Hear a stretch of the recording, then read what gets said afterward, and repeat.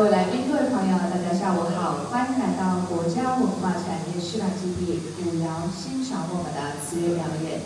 大家都知道，瓷器是中国的伟大发明之一，早在我国古代时就被誉为第5大发明。景德镇因瓷而得名。其瓷具有白如玉、明如镜、薄如纸、声如磬之美誉。而我们这套瓷乐器正是景德镇瓷器声如磬的集中体现。它们演奏的声音清新悦耳，美妙动听，堪称中国一绝，世界首创。可能在座的各位来宾朋友们对我们这套用瓷器做成的乐器还不是很了解，下面我就为您简单的介绍一下。首先为您介绍的是瓷瓯。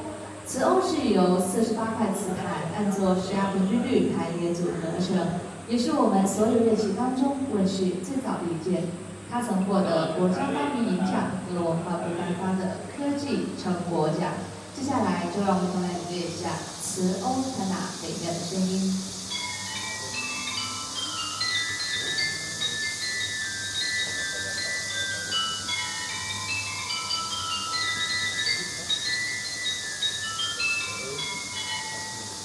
瓷二胡。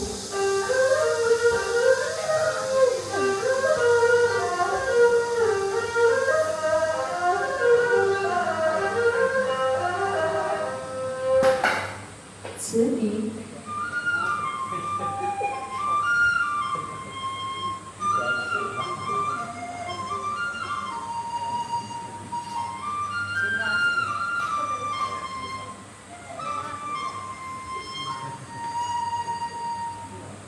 瓷琵琶。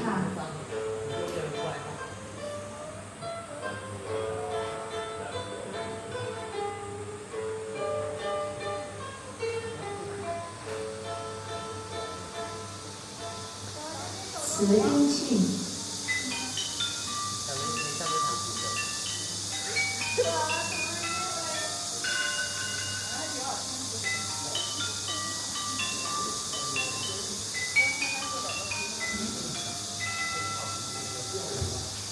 中正乐器叫做瓷管钟。